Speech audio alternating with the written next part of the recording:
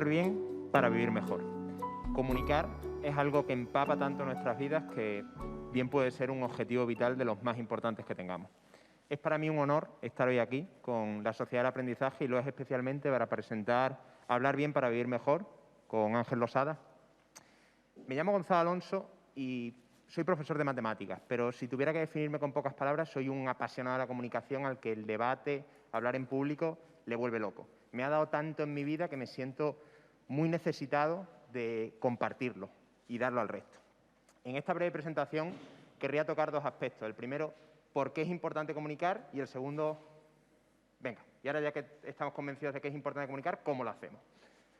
¿Por qué es importante comunicar? Pues como decía al principio, porque empapa toda nuestra existencia. Todo el rato estamos comunicando, consciente e inconscientemente, desde cómo nos vestimos, cómo llegamos, cómo nos movemos, si me tengo que subir la mascarilla o no, todo el rato estamos comunicando.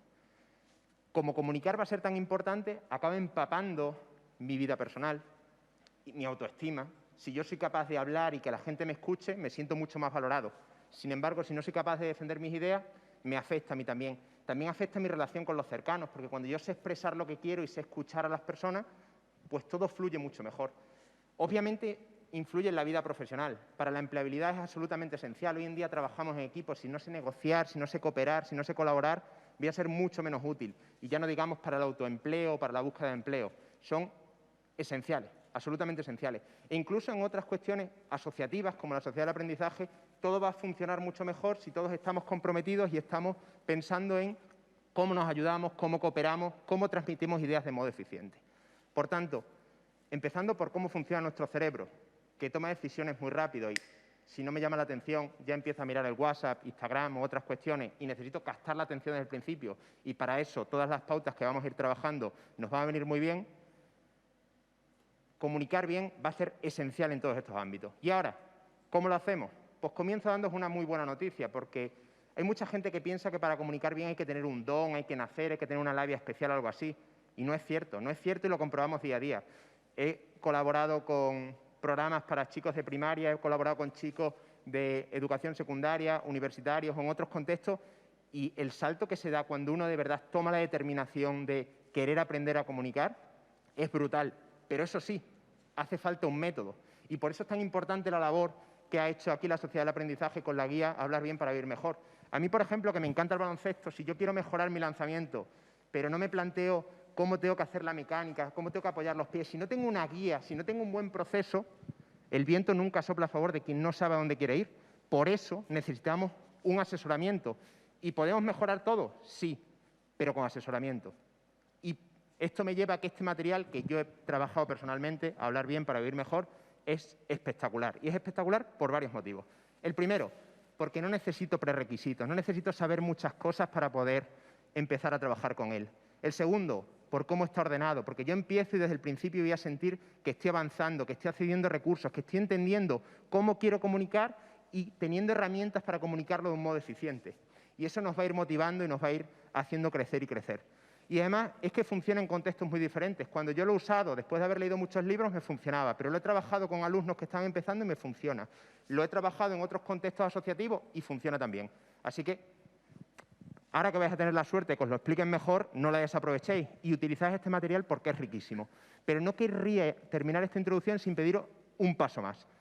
Yo llegué a la Sociedad del Aprendizaje en un taller justamente que era sobre hablar bien para vivir mejor.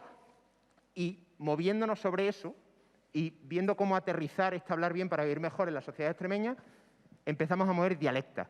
¿Y qué es dialecta?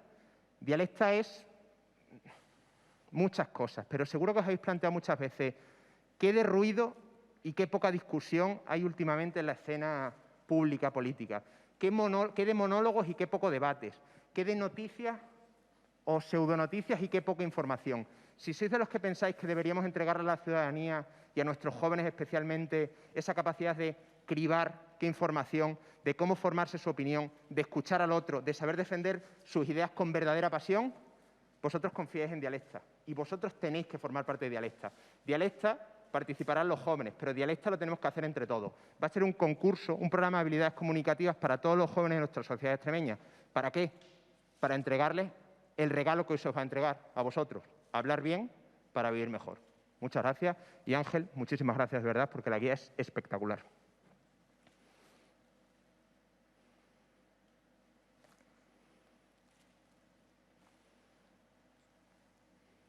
Gonzalo, muchas gracias por tus palabras y sobre todo por darme ya un contexto que me ahorra mucho trabajo, ¿no? El reto que tenemos ante nosotros, conectar la oratoria, conectar la capacidad para hablar bien con la sociedad del aprendizaje, no es un reto fácil, precisamente porque la relevancia de la capacidad de comunicación, de la capacidad de hablar con los retos del aprendizaje es incalculable. Lo era cuando empezó a tener, digamos, ya una dimensión pública esta estrategia de la sociedad del aprendizaje, ¿no? Estamos ya en el tercer año y entonces hablar bien para vivir mejor era sin duda algo inevitable, ¿no? Hoy no podemos vivir bien si no somos capaces de hablar bien. Pero si analizamos lo que ha pasado en estos últimos 2 o 3 años, todavía estaremos más de acuerdo en que hablar bien es imprescindible. Y podemos pensar incluso que las restricciones que estamos teniendo en este momento son un obstáculo, pero desde mi punto de vista son una oportunidad. Igual que es una oportunidad para la estrategia de la sociedad del aprendizaje, para este tercer congreso de la sociedad del aprendizaje, lo que nos está pasando en este momento, lo que está pasando a nivel social, no es un obstáculo, sino que es una oportunidad.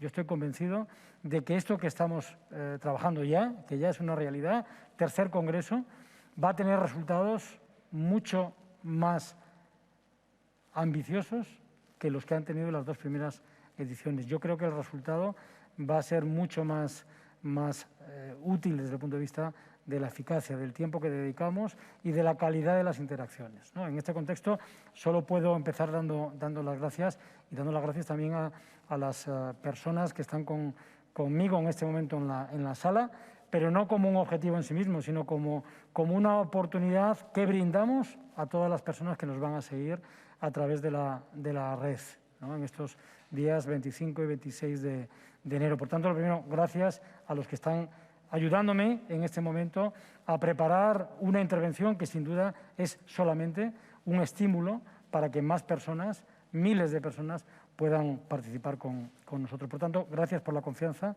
a la Junta de Extremadura, gracias por la compañía y por el apoyo a los que hoy compartís conmigo este rato, para que sea una presencia permanente en el mes de enero y a partir de los días 25 y 26, ¿no? Y sin más, pero era obligado, digamos, ese agradecimiento y ese reconocimiento, ir al tema, ¿no? Bueno, yo tengo que decir que llevo 27 años como profesor universitario en Salamanca. En realidad llevo más de 30 años dedicándome a la universidad y en concreto al ámbito de la comunicación empresarial, la comunicación institucional. Realmente me ha ido preocupando cosas diferentes y desde hace ya casi 10 años lo que me interesa es el papel de la comunicación en los procesos de aprendizaje, ¿no? Y dentro de lo que es el aprendizaje a nivel organizativo y a nivel social y la contribución de la comunicación, hay algo que resulta especialmente útil y que, sin duda, yo creo que no se valora lo suficiente en los sistemas educativos. Por eso me encanta que presencialmente en este claustro, pero también a través de la red, haya personas que están participando con nosotros que no son estrictamente o formalmente del mundo educativo, sino que son del ámbito social, porque el aprendizaje, precisamente, donde va a conseguir más retos para hacer una sociedad mejor, para que la gente pueda vivir mejor, para que cada persona pueda tener un plan de vida que supere las condiciones de vida que heredó de la generación anterior, se necesita no solamente el sistema educativo, por supuesto también el sistema educativo, pero se necesita el concurso, la colaboración, la implicación, y eso es comunicación, de todos los sectores productivos y mal llamados no productivos, ¿no? O sea, cualquiera que sea la actividad en la que estemos, cualquiera que sea la actividad del grupo del que formamos parte o del grupo que dirigimos, hay una responsabilidad educativa. Eso es lo que significa precisamente el concepto de sociedad del aprendizaje. El aprendizaje en la sociedad del conocimiento es demasiado importante para que lo dejemos solo en manos, y no porque ellos no tengan realmente capacidad de aportar valor, sino porque no es una responsabilidad exclusiva del sistema educativo. El sistema educativo es lo que podemos llamar los que cuidan el huerto. pero el huerto es de todos y todos tenemos que comer los frutos de ese huerto, lo cual significa que todos tenemos una responsabilidad. Por tanto, el aprendizaje no es solo del sistema formal. El sistema formal tiene su responsabilidad, pero no la puede cumplir sola si no es con el acompañamiento de otros actores. Un directivo de empresa, un propietario de una empresa, un directivo de una ONG tiene una responsabilidad en términos de aprendizaje, porque gran parte de los objetivos de aprendizaje no se pueden lograr solamente en el sistema educativo. Esto no va en detrimento del sistema educativo. Y lo digo desde la experiencia, digo, de casi 30 años en la universidad. Yo doy clase a estudiantes que tienen 20, 21 años. Cada año llegan promociones nuevas. Y esas promociones no están preparadas para el reto del aprendizaje. Y gran parte de las capacidades que faltan tienen que ver con hablar bien. Evidentemente yo no puedo hablar en este momento de todo lo que son las capacidades, pero sí de aquellas capacidades que tienen que ver con hablar bien, que tienen que ver con lo que normalmente llamamos retórica, ¿no? Bueno, ya en el siglo VIII se crea aquello que todos conocemos, ¿no? El trivium, el quadrivium, y se definen 7 disciplinas que componen lo que podemos llamar el conjunto de artes liberales, aquellas que nos permiten aprender sin que la utilidad del conocimiento sea para ejercer una tarea concreta, sino que tienen que ver con el desarrollo de la persona y con el desarrollo social. Bueno, de esas 4, o sea, de esas 7 o 4, es lo que podríamos identificar con lo que hoy llamamos las ciencias, ¿no? Donde está la geometría, la astronomía, donde está la música, donde está la aritmética, y las otras 3 tienen que ver con lo que luego hemos llamado, yo creo que con una distinción que nos ha confundido, que nos ha quitado capacidad, por ejemplo, de que un matemático realmente esté aportando en ese otro tridente, ¿no? Donde nos encontramos con la capacidad de usar la lengua, la gramática, pero también con la retórica, que es la capacidad de convertir el lenguaje en un arte y ejercer influencia.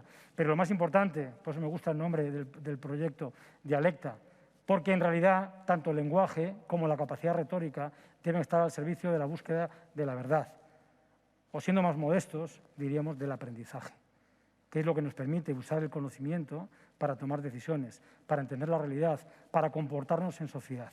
Dicho esto, yo creo que queda en evidencia la importancia que tiene la capacidad de hablar bien, que no es exclusivamente usar bien el lenguaje.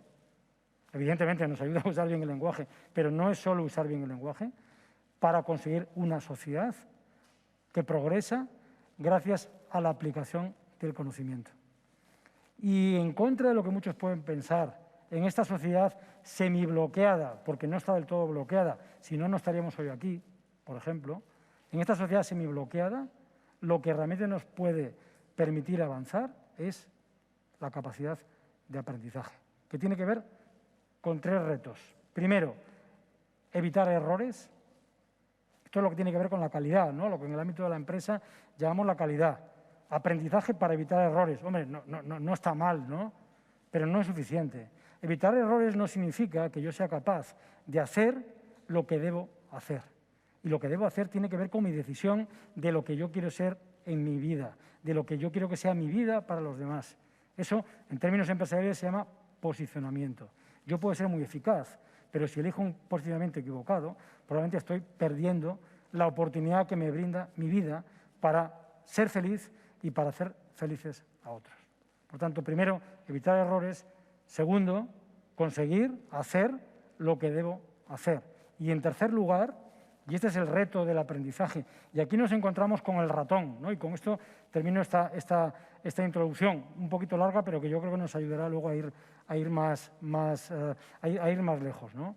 El ratón ahora parece un pequeño animalito, ¿no? Después del elefante, después de la cebra, nos encontramos con que el lema, la inspiración de este tercer congreso de la sociedad del aprendizaje es el ratón, un pequeño animalito, ¿no? Un pequeño animalito que tiene motivos para tener angustia, porque se enfrenta a retos que generan angustia. Bueno, pues la única posibilidad que tiene el ratón, y el ratón sabe hacerlo, es cambiar la angustia por la confianza. Pero aquí, como en nada, no hay magia. Todo requiere un método, todo requiere unas capacidades y todo requiere, sobre todo, entender el contexto. Yo creo que el gran reto de la tercera edición del Congreso de la Sociedad del Aprendizaje es entender que el cambio pasa por generar una serie de capacidades, pero también por tener un método para prepararnos. Yo puedo tener capacidades, pero si no tengo método, no voy a conseguir nada. Si yo tengo capacidades y tengo un método, pero no entiendo el contexto en el cual yo tengo que actuar, y eso es por lo que la educación tiene que salir del sistema formal y trabajar en el contexto en el que las personas viven, sufren, disfrutan y se convierten en parte de la vida de otras personas. Y esto, sabemos que el avance del conocimiento es resultado de la especialización, pero esa especialización llega a un momento en que tiene que tener un proceso de síntesis, de integración de los resultados del avance del conocimiento con otras formas de conocimiento. Este es el reto que hace posible el cambio. Y para ese reto, hablar bien significa generar sentido, significa entendernos, significa cambiar los conflictos precisamente por la capacidad de diálogo, por la capacidad de entendimiento. Es cierto que ha avanzado mucho la formación en habilidades de comunicación que tienen que ver con la oratoria, con el concepto de debate, pero ese concepto de debate luego en el terreno real algunos lo han entendido mal y usan la técnica del debate cuando en realidad dicen que van a dialogar, ¿no? Creo que nos suena esto a todos, ¿no? Cuanto más se habla de diálogo, menos procesos reales de diálogo hay. Hablar bien es tener capacidad de diálogo. Hablar bien significa también saber decir no, sin que esto agrande el conflicto, porque a veces los conflictos surgen de decir no cuando queremos decir sí. El tercer reto del aprendizaje, después de eliminar errores, después de conseguir hacer lo que debemos hacer, el tercer reto es ser conscientes de lo que nos permite aprender, ser conscientes de lo que nos ha dado la oportunidad de hacer algo diferencial, algo innovador.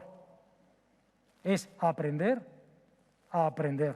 Ese es el tercer ciclo, un concepto que tiene más de 70, 80 años, 3 ciclos de aprendizaje, que sin embargo prácticamente no se está aplicando. Queremos pasar a la innovación directamente sin superar los errores que cometemos. Queremos llegar a la innovación sin entender realmente cuál es el papel de cada uno y cuál es el tipo de interacción que necesita tener con los demás.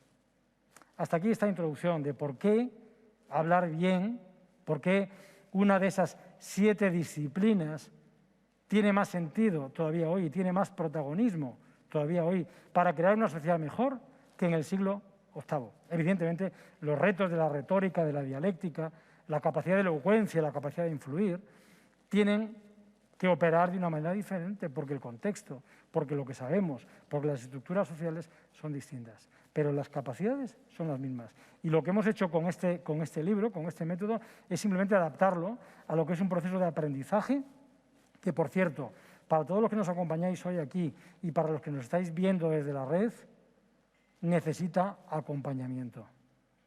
El libro, estamos contentos, el manual estamos muy contentos con cómo ha quedado, cómo funciona, pero en realidad su impacto, su capacidad transformadora es mucho mayor cuando se usa con alguna persona que tiene la legitimidad, que ha pasado por esos retos y que acompaña a los que tienen que aprender. Yo animo a que el libro no se entregue como una herramienta para que cada uno la use, sino que sea un nexo más, ¿no? Un instrumento de comunicación en el que se enseña a hablar como todos hemos aprendido a hablar, viendo cómo lo hacen otros, viendo cómo lo hacen aquellos a los que admiramos, viendo cómo funciona. Y empezando por buscarnos y no imitar modelos. Conocemos todos a mucha gente que se dedica, ahora el rótulo es el coaching, ¿no? Yo no tengo nada contra el coaching. Lo que sí tengo en contra de todo lo que con una finalidad teórica se convierte en algo totalmente distinto, ¿no? La capacidad de ayudar al aprendizaje de otros no es lo mismo que la creación de estereotipos o animar a otros a que imiten modelos que a ellos les parecen que funcionan. Todo lo que vamos a ver en el manual, todo lo que podéis encontrar en el manual, tiene que ver con la búsqueda de uno mismo para encontrar una manera diferencial, porque solo esto es lo que va a permitir que cada persona pueda ayudar a otros a emprender, a recorrer y a completar ese mismo camino, que por otra parte es el camino de la vida. Esto de hablar bien es mucho más importante que tener resultados formalmente correctos. Hablar bien, proponernos hablar bien, significa ponernos frente al espejo, significa conocernos, significa asumir que mis relaciones con los demás son algo que viene después de mi relación conmigo mismo. Entonces, vamos a hacer un pequeño repaso del manual, pero simplemente para ver que, en definitiva, tiene que ser una llamada a avanzar, a prepararnos, a desarrollarnos de manera colectiva. No podemos aprender a hablar bien solo ante el espejo o usando técnicas que, por otra parte, nos van a ayudar. No vale con las capacidades, no vale con el método, hace falta el contexto y, sobre todo, hace falta el liderazgo de cada una de las personas. Convertir la angustia en confianza a través del discurso no significa que yo cree un discurso que suplanta la realidad.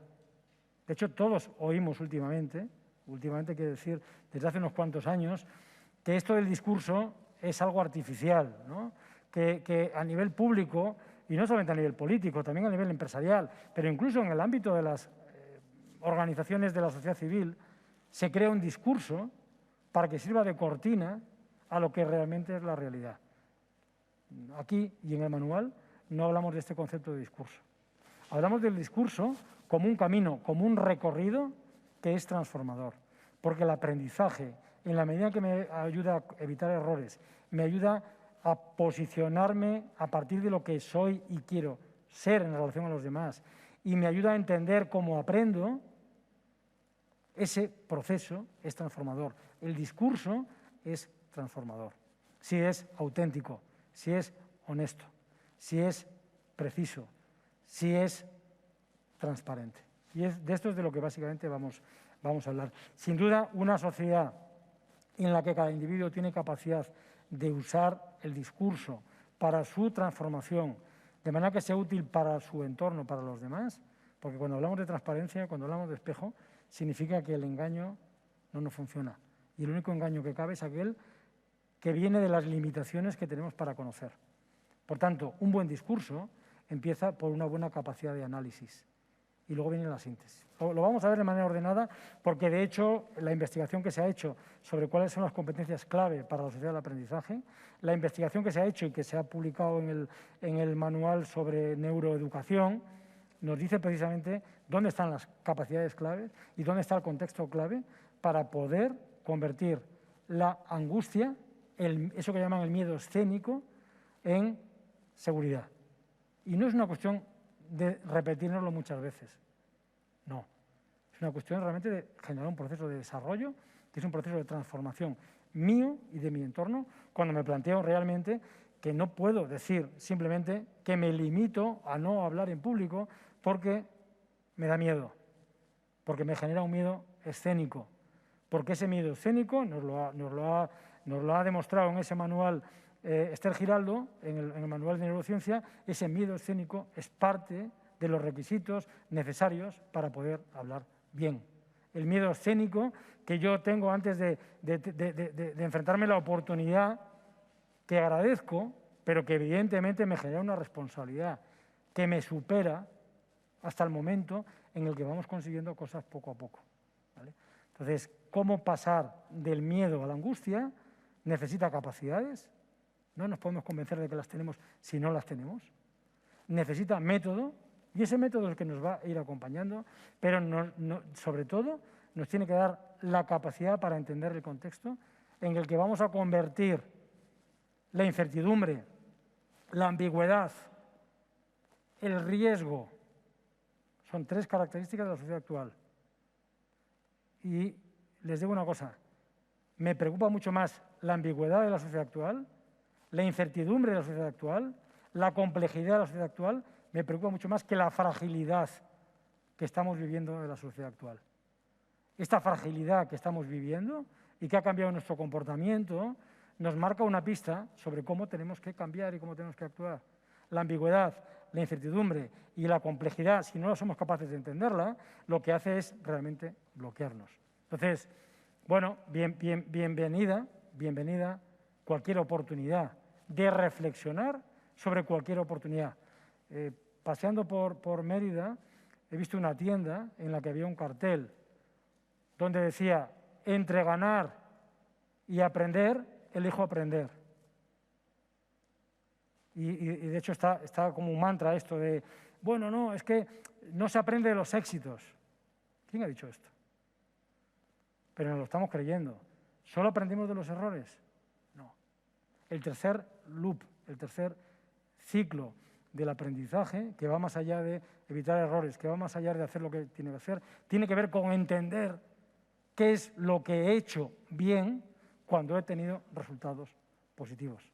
Y todos, lo ha dicho Gonzalo antes, todos, cualquier persona, si es capaz de encontrar cuál es su valor diferencial y entender su contexto, es capaz de ser el mejor orador. Y el mejor orador es aquel que es capaz de interactuar con los demás para conseguir una determinada influencia. Evito errores, elijo hacer lo que debo hacer y soy capaz de entender por qué ha salido bien lo que ha salido bien. Retos de la sociedad del aprendizaje. Y dicho esto, vamos al tema. Y el tema es, para mí, lo que tenemos que hacer en este rato juntos, tanto aquí presencialmente como los que nos acompañan virtualmente, es responder a 3 preguntas. Yo diría que 4, pero la cuarta la vamos a dejar para el final. Y si a mí se me olvida y llegamos al final, llegamos al debate, a las preguntas, y no ha salido la cuarta pregunta, yo les pido a los que nos acompañáis, por favor, que digan, ¿cuál es la cuarta pregunta? Pero las 3 primeras son, por otra parte, obvias. Lo que no está tan claro es la respuesta. Primero, ¿por qué estamos aquí? Y digo nosotros, o sea, en un taller que se titula «Cómo convertir la angustia en confianza a través del discurso», ¿no? ¿Por qué estamos aquí? 1. 2. ¿Para qué estamos aquí? Y 3. ¿Cómo conseguir ese objetivo que es el para qué estamos aquí, ¿no? Yo, bueno, las dejo ahí. Algunas claves ya las he ido adelantando en lo que tiene que ver con por qué estoy yo aquí, ¿no? Yo lo que pido es a todos, al auditorio presencial, al auditorio en Internet, yo os pido que cada uno se pregunte por qué estoy aquí, para qué estoy aquí y cómo realmente puedo conseguir el objetivo por el que estoy aquí, para el que estoy aquí, ¿vale?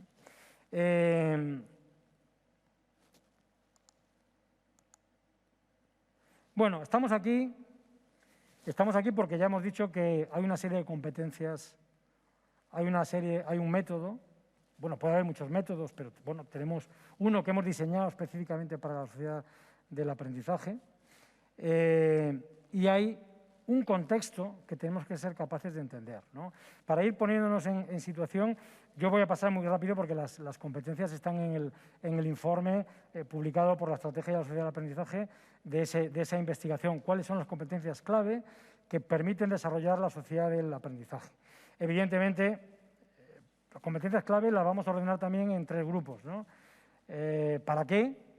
¿Para qué son esas competencias que tienen que ver con hablar bien y potenciar el aprendizaje? ¿Qué tenemos que hacer?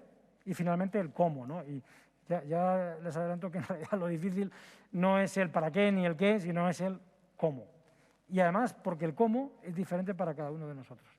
Por eso es necesario un método que no nos dé recetas, sino que nos marque un camino para que cada uno encuentre su propia forma de resolver el reto, ¿no? El para qué se necesita hablar bien, pues evidentemente para hacer que los equipos sean eficientes, para ejercer una influencia que entendemos que es rentable en términos del rendimiento del equipo, para solucionar conflictos a través de procesos de negociación, evidentemente también para tener influencia, ¿no? Algunos, cuando hablan de retórica, se quedan con esto de persuadir, ¿vale? Yo me atrevería a usar la frase hecha de la persuasión está sobrevalorada. O sea, le damos una capacidad, le otorgamos a la persuasión una capacidad que realmente no tiene. Y es cierto que la propia neurociencia y los avances que nos explican cómo se genera el compromiso, cómo se genera la motivación, y que la motivación es de naturaleza intrínseca. Yo me motivo a mí mismo y los demás pueden crear un contexto que me ayude a motivarme, pero a mí no me motiva nadie. La motivación es de naturaleza intrínseca. La persuasión está sobrevalorada, lo cual no quiere decir que hay determinados procesos en los que la capacidad de persuadir, de convencer, tiene su rol. No le quito importancia, pero la pongo en su contexto, ¿vale? Hay otros retos mucho más importantes, ¿no? Y seguramente luego en el debate podremos precisar un poquito más. Competencias que tienen que ver con el qué. Miren, para mí, hablar bien en este contexto del aprendizaje tiene que ver con dos operaciones básicas: capacidad de análisis y capacidad de síntesis. Alguien que no es capaz de analizar, descomponer la realidad en datos, convertirlas en información generando sentido entre ellos y aplicando esa información a la acción, esto es el conocimiento, no tiene capacidad para hablar bien. Puede tener capacidad para repetir cosas, pero no tiene capacidad para hablar bien y que eso sea un instrumento de interacción. Análisis y síntesis significa todo lo que he dividido, en lo que las unidades que he descompuesto la realidad, al final las integro y le doy sentido. Si tengo 10 ideas y solo tengo tiempo para contar una, o solo tengo atención de mi público para contar una, yo tengo que integrar. No es una cuestión de elegir. No, si todo es relevante, yo lo tengo que integrar. Esa es la capacidad de síntesis, ¿vale? Por tanto, capacidad de análisis, capacidad de síntesis, no nos olvidemos. Y ese manual va a trabajar estas capacidades y le va a pedir a cada persona no que repita un cliché o que repita una técnica, sino que busque cuál es el contexto primero y luego sea capaz de reconvertirlo con una intencionalidad determinada y entendiendo que el público tiene un conocimiento previo determinado. Análisis y síntesis. Hay estudiantes universitarios en las universidades estudiando carreras que tienen que ver con la comunicación que dedican 4 años a la carrera y que cuando terminan no tienen capacidad ni de análisis ni de síntesis. Y esto a mí personalmente me da mucha pena, porque es en lo que consiste precisamente la profesión para la que supuestamente se están preparando. Y bueno, ¿y el cómo hacerlo? Pues los recursos tienen que ver con manejar la inteligencia emocional y la inteligencia interpersonal, con manejo del tiempo, por supuesto. No, bueno, es que soy tan bueno que me puedo permitir hacer muchas cosas a la vez. No, eso es una justificación. Manejo del tiempo, pensamiento crítico, no necesita explicación, creo, aquí, y en la que quiero insistir. Y de hecho lo que vamos a hacer con el manual es explicar la estructura que tiene, pero profundizar un poquito en la parte del manual que tiene que ver con esta competencia. Capacidad de organización y planificación. Con capacidad de análisis, capacidad de síntesis y capacidad de planificación y organización, soy capaz de hablar bien, ejercer un discurso influyente, o sea, crear un discurso que ejerce influencia y que es transformador del que elabora el discurso y lo comparte y del público que recibe ese discurso.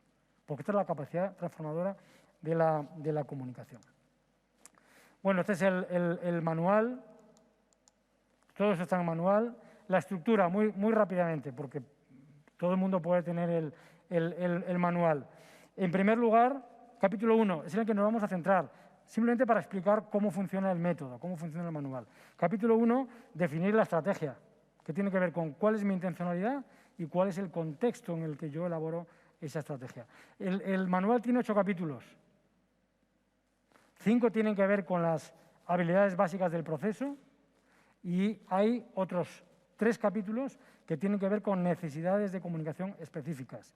Las necesidades de comunicación específicas son hablar bien respondiendo a la presión. Creo que nos suena, ¿no?, esto de la presión. 2, hablar bien de manera eficaz en situaciones de crisis.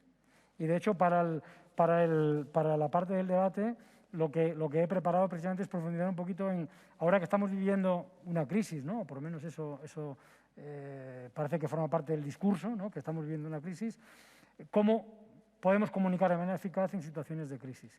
Y la tercera es precisamente adaptar todas las técnicas a los nuevos formatos, ¿no?, al nuevo contexto en el que gran parte de la comunicación es virtual. Estoy convencido de que este tercer congreso va a ser más eficaz que el segundo y el primero, porque precisamente ha tenido que hacer una adaptación de los procesos, de la retórica, de las relaciones, a un contexto mucho más exigente, pero también con una mayor capacidad. No por capacidad de difusión, sino por capacidad de acceso. A mi modo de ver, estamos confundidos con qué es lo que cambian las nuevas tecnologías de la información y la comunicación. Evidentemente, a cualquiera con un teléfono se le permite tener impacto a nivel mundial. Esto es relevante, pero es mucho más relevante todavía que cualquier persona con un teléfono puede acceder a cantidades de conocimiento que no podemos imaginarnos ni siquiera hace 10 años. Y aquí es donde viene el presidente del reto. Capacidad de análisis, capacidad de síntesis y capacidad luego de crear mi propio discurso con el que yo me relacione, con el que yo interactúo. Por eso, los 5 primeros capítulos del método se centran en, primero, definir una estrategia a partir de cuál es mi intencionalidad. 2, preparar al orador para que busque recursos, porque los tiene. Todo el mundo tiene recursos, pero muchos no los usamos. A partir de ahí ya puedo estructurar el discurso. Es el andamio, pero todavía no tengo nada. Y a partir de ahí todavía no monto nada, pero hago una estrategia para conectar, para la conexión con el auditorio. Y cuando ya tengo todo esto y he conectado con el auditorio, se ha producido un vínculo, luego veremos lo que significa vínculo cuando hablemos de neurociencias. Cuando ya tengo el vínculo, entonces la comunicación es posible. La comunicación sin vínculo no es posible, aunque tenga el mejor relato, el mejor discurso y la mejor estructura. Y lo que viene después es realmente ponerlo en escena y hacer que ocurra. Y cuando hago que ocurra, la conexión me permite convertir ideas complejas en algo entendible y que genera significado para todos los públicos. Y ahí es donde la gente se empieza a entender. Y cuando la gente se empieza a entender, tiene motivos para colaborar más que para luchar en contra. Porque lo que nos pone de manifiesto la sociedad en la que vivimos, incertidumbre, ambigüedad, fragilidad, es que por la vía de la división perdemos todos. Y esta es la principal utilidad, de hablar bien para vivir mejor en la sociedad del aprendizaje. Este es el manual. Insisto, que yo invito a que os preparéis para poder compartirlo, para poder ayudar a otros a que vivan mejor aprendiendo a hablar bien, que en realidad es la manera en la que llamamos cómo nos relacionamos, ¿no? Bueno, el libro tiene varias partes, el manual tiene varias partes. Una donde se presentan los conceptos, una donde están las ideas fuerzas, más bien para preparar a los que van a preparar a otros. Pero en realidad la parte práctica del manual empieza en lo que estamos viendo ahora, ¿no? La parte C, el C1, el C2 y el C3, que tiene que ver con estos 3 niveles de aprendizaje, que son evito errores, que sería el C2, ¿vale? Evito errores porque soy consciente a través de la práctica de cuál es el contexto. Y como entiendo el contexto, entiendo lo que me sale bien y por qué me sale bien, y entiendo por qué lo que no me sale bien no es culpa de los demás, sino que es una oportunidad y una guía para centrarme en aquello que realmente son mis capacidades. No todos tenemos todas las capacidades necesarias, aunque tengamos el método. Pero si entendemos el contexto, seremos capaces de identificar mis mejores capacidades para crear mi mejor forma de relacionarme con los demás. Por eso, la primera parte es reflexión y autoanálisis, que es en la que yo quiero trabajar simplemente unos minutos ahora para que veamos cómo funciona la primera parte, que es la de definición de la estrategia, que es, yo lo tengo en blanco, y de esta fase yo no escribo ni una línea. A mí me desconcierta mucho la gente que dice, estoy preparando esa conferencia que tengo que dar, ya tengo 2 páginas. Digo, pues si yo las 2 páginas las escribo cuando ya tengo todo lo demás, ¿no? Y cuando ya he conocido un poquito más de la audiencia. Y aún así llego y me encuentro y veo las caras de la audiencia, aunque no diga nada, y yo lo tengo que cambiar. Y esa es la capacidad que tengo que entrenar, capacidad de analizar la audiencia para poder adaptar mi discurso, no a lo que me interesa a mí. Un discurso eficaz, influyente, es el que habla del público, el que genera imágenes en la mente del público. No reproduce las imágenes de la mente del orador. Esta es la traducción que tenemos que hacer. Por eso no es una cuestión de lenguaje. ¡Oh, mira qué bien habla! Nadie le presta atención, a nadie le hace pensar, a nadie le mueve, pues no es un discurso eficaz. Entonces, autoanálisis, reflexión, significa preguntarme primero cuál es la intencionalidad de mi discurso, ¿no? Pero a partir de ahí es también identificar cuál es mi disposición natural cuando quiero hablar en público. Y no me puedo engañar, no me puedo engañar. Desde el autoconocimiento es como yo tengo que hacer una estrategia que me vale a mí, pero que no vale a ninguno de las otras personas que están conmigo, porque no son como yo.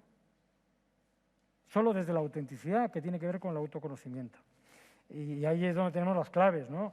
Y pedimos, en el manual se pide, evalúa tu predisposición natural con respecto a estos conceptos, ¿no? Autenticidad, precisión, conexión, liderazgo, planificación, capacidad de integrar las tecnologías disponibles. Todo esto influye, evidentemente. Evidentemente, este Congreso del Aprendizaje ha hecho una integración tecnológica que supone un salto cualitativo y que lo ha hecho porque se encontró un obstáculo. Busquemos los obstáculos. Y cuando encontramos los obstáculos que nos impiden comunicar bien y que nos mantienen en la angustia en lugar de acercarnos a la confianza, trabajemos ahí. Hagamos una fiesta porque ya sabemos dónde tenemos que trabajar. Lo malo es cuando no identificamos los obstáculos. Esa es la primera parte, autoanálisis y reflexión. Y aquí es donde se necesitan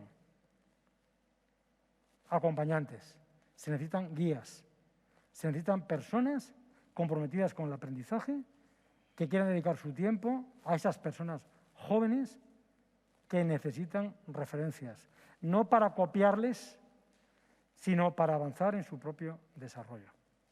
Y los que estamos en la universidad tenemos la suerte de que promoción tras promoción nos encontramos a personas que realmente están buscando esas referencias y que las encuentran.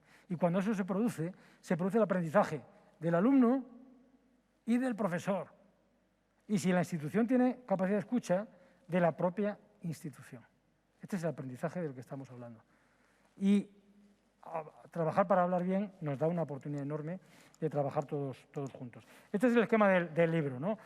Decíamos capacidades, el método, sobre todo esa caja negra, ¿no? Intentar entender, reflexión, veo los errores y practico, que me permiten a cada uno hacer su propio itinerario.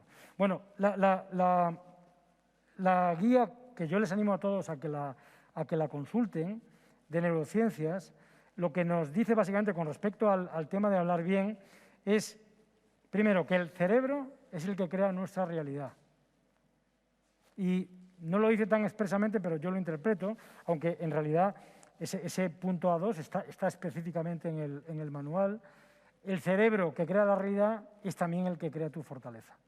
Y con esto estoy diciendo todo lo contrario de lo que puede significar me tengo que engañar para tener confianza cuando tengo angustia. No, tengo que profundizar en las razones, en el contexto de la angustia.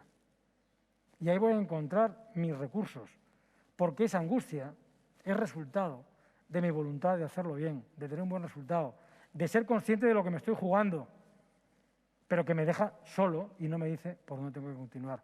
Por tanto, autoconocimiento a partir de usar ese cerebro emocional, que es el que me aleja de los demás, cuando en realidad lo que quiero es acercarme a los demás. ¿Vale? Ya digo que ahí, bueno, la guía de neuroeducación explica perfectamente los procesos, incluso químicos, ¿no?, que hay detrás de esto, pero que en realidad tienen que ver con cómo yo percibo la realidad y cómo me enfrento a ella. Por eso, el método es el que me va a acompañar para que yo no me tenga que enfrentar solo, porque ya lo he hecho solo y he fracasado. Y esto es lo peor que nos puede pasar, tener malas experiencias. Y casi todos tenemos malas experiencias con respecto al reto de hablar en público, ¿no? Condiciona la motivación ya sabemos, ahí nos lo explica, que tiene que estar orientada hacia algo, que se ha de focalizar, profundizar en el objeto de la atención, que necesitamos que sea sostenida y que además es selectiva, ¿no? Es decir, que se fija en unas cosas y no en otras. Nos da las guías perfectas para conseguir usar el discurso como un proceso de relación, si somos capaces de entenderlo y de leerlo. Porque en realidad eso es lo que nos incita a actuar. Y lo más importante es esto. Ya todo el mundo ha oído hablar de la oxitocina, ¿no?, que parece ser que es lo que químicamente explica por qué nos sentimos bien con la gente a la que queremos o la gente que nos gusta. Bueno, ese proceso químico es resultado de un estímulo que tiene que ver con lo que podemos llamar, de una manera gráfica, el vínculo. Bueno, pues el vínculo es el objetivo fundamental del proceso de comunicación para hablar en público, igual en un contexto pequeño de 1 o 2 personas o igual en un contexto en el que hay miles de personas, algunas de las cuales incluso nos miran a través de una pantalla y no están cerca de nosotros. Ese vínculo se puede generar igual no, se puede generar con la misma eficacia, pero requiere procesos distintos, como los que este año tenemos con el Congreso de la Sociedad del Aprendizaje. Por eso necesitamos un último capítulo en el manual, que es cómo nos adaptamos a ese contexto en el que hacemos una integración tecnológica. Pero los principios siguen siendo los mismos, que tienen que ver con que un discurso eficaz es el que habla del público. Lo que yo quiero decirle al público es simplemente la excusa que me permite mantener la atención y que le permite al público vivir su propia experiencia. Claro, no estamos en esa época en la que se supone que el orador es el que le dice a los demás lo que tienen que vivir. No, eso pasó. Lo que pasa es que no nos hemos encontrado con otras formas de relación distintas. Y hay gente que quiere líderes carismáticos. No los quiere. Lo que pasa es que perdió los líderes carismáticos y todavía no ha encontrado esos procesos de liderazgo que son liderazgo colectivo, que tienen que ver con el vínculo. Y ese es el reto de hablar bien como proceso de aprendizaje.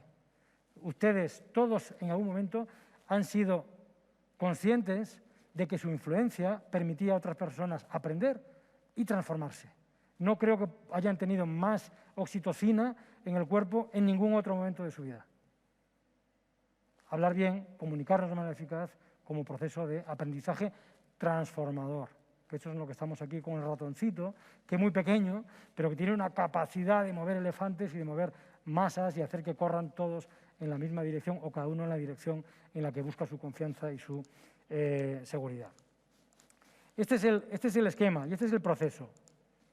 El proceso es que yo, a partir de un análisis que me permite entender el contexto, soy capaz de compartir conocimiento con el público, pero definiendo la utilidad de la información que estoy dando, ¿vale? Y haciendo que se vea explícitamente el beneficio que esa información tiene, no para el orador, sino para el público. Y esto requiere una estrategia. Yo aquí he sintetizado en el manual toda la parte de la definición de una estrategia en 10 puntos. El primero es: afronto el reto con actitud positiva. ¿Les ha tocado hablar en público alguna vez desde una actitud negativa? De miedo, de angustia, de duda, a que no la quieren. ¿Qué puedo hacer? ¿Decir que no? O si no puedo decir que no, puedo orientar el enfoque, la intencionalidad hacia ese terreno en el que me siento cómodo. De lo contrario, yo no les auguro ningún éxito. Es más, les aseguro que eso va a tener una experiencia negativa que va a suponer bloqueos para posteriores intentos, ¿no? A partir de ahí, yo tengo que tener un relato coherente de mi propia vida, de mi perfil, de la razón por la que yo estoy aquí. Me presento. Pero me presento en términos no de lo que es importante para mí, sino de lo que es importante para el público. Me dirán, bueno, es que tengo solo 2 minutos. Miren, en 30 segundos se puede colocar toda la información relevante sobre por qué yo soy importante para la persona que tengo delante. No es fácil. Yo no he dicho que sea fácil. He dicho que se puede hacer. Y hay gente que lo hace. Y todos en algún momento lo hemos hecho y hemos dicho, pues fíjate, es que solo tenía 1 minuto. Chico, pues se puede hacer en 1 minuto. Pero para eso necesito primero una estrategia, ¿vale? Identifico cuál es la parte de mi vida, de mi personalidad, de mi perfil que es útil para el público y a partir de ahí identifico, tercer punto, los factores y circunstancias que me permiten generar confianza en ese público en ese momento. Que son para el público. Porque este señor va a confiar en mí. Para eso tengo que conocer la audiencia. Bueno, esto no sé si es una mala o una buena noticia. No podemos comunicar de manera eficaz a un público que no conocemos. Yo a ustedes no les conozco y estoy intentando comunicar de manera eficaz. Bueno, no les conozco a cada uno de ustedes, pero yo estoy seguro que ustedes están aquí por una razón. Y si yo consigo identificarla, es posible que haya dicho cosas, o esté diciendo cosas, o voy a decir cosas que sean de interés para cada uno de ustedes, por razones diferentes. Por eso insisto, todo este proceso es lo que se describe en el manual en el primer capítulo, y hay 8, que es cómo me enfrento al reto de ejercer un discurso influyente definiendo una estrategia. Y luego viene qué es lo que cuento, cómo empiezo, cómo lo ordeno, qué recursos utilizo. Eso viene mucho después, eso viene en el 3.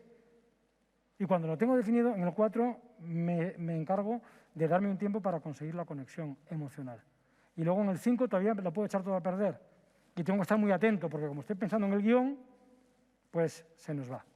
Este es el contexto. Y yo lo que les animo a ustedes es que a partir de este planteamiento de capacidades, método y entendimiento del contexto, a partir de la estrategia, ahora reflexionemos entre todos, ¿no?, sobre cuáles son los retos, qué de esto puede ser útil y cómo nos ayuda a cada uno de nosotros en nuestros retos para desarrollar la sociedad del aprendizaje. Muchas gracias por la atención y ahora vamos con las preguntas. Gracias.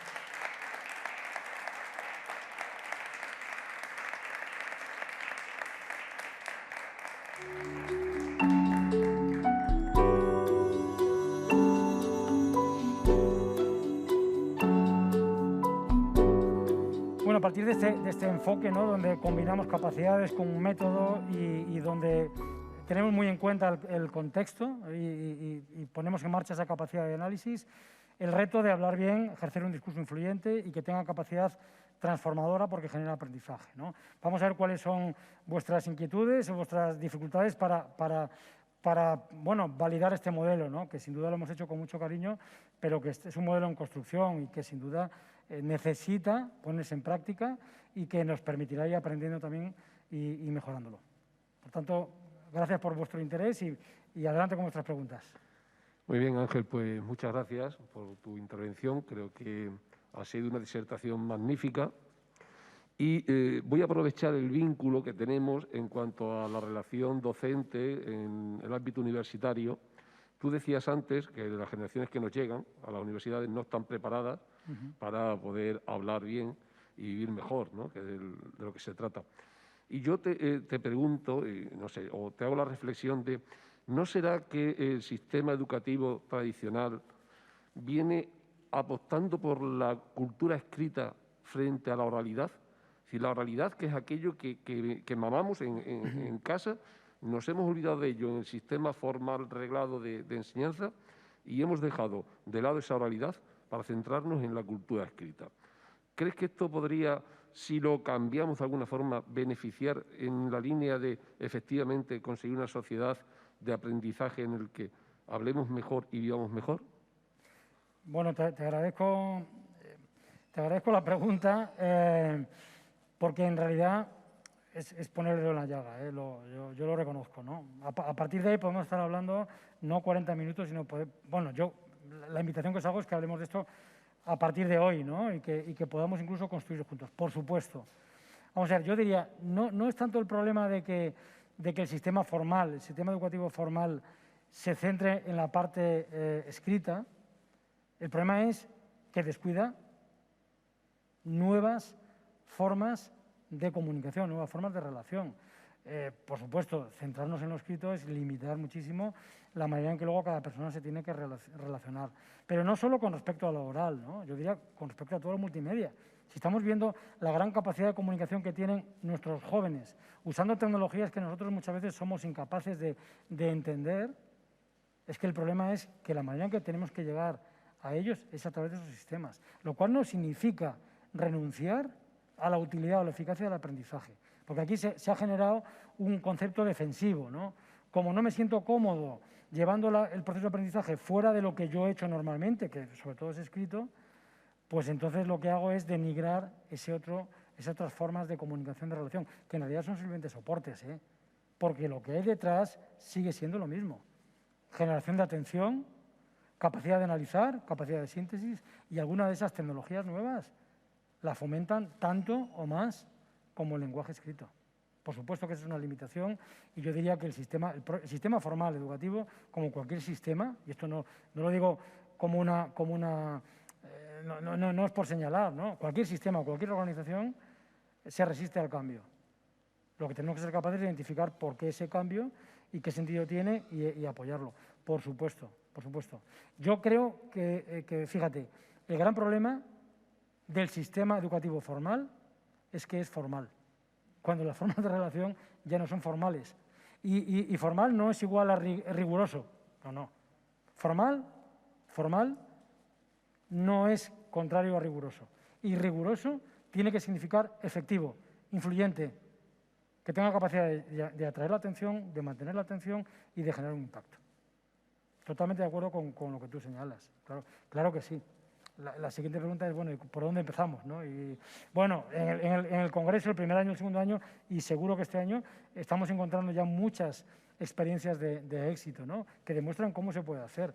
Pero, sin duda, detrás de todas ellas hay una misma cosa, que es la capacidad de hablar bien, en el contexto, en el formato que sea, capacidad de analizar, sintetizar, capacidad de ejercer una conexión emocional y capacidad de entregar algo que resulta útil, que resulta transformador y que, por tanto, el público te lo compra y te sigue. Claro que sí, conocemos todos y seguramente aquí estáis y viéndonos hay gente que son emprendedores del cambio en el ámbito del sistema educativo formal y lo hacen a pesar de que el sistema no solamente no se lo reconoce, sino que probablemente le plantea problemas. Bueno, pero ahí estamos.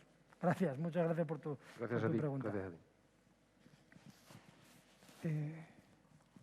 Buenas, soy Antonio Carrillo del Instituto de la Juventud de la Junta de Extremadura. Mira, quería preguntarte, has estado preguntando el cómo, por qué, todos los pasos, pero yo lo que veo es que si no tienes la seguridad y la confianza, por mucho que te prepares lo que has estado comentando, si sigues teniendo ese miedo, tú tienes ese miedo, puedes tener un discurso muy preparado, pero es difícil o pienso que es difícil de superar.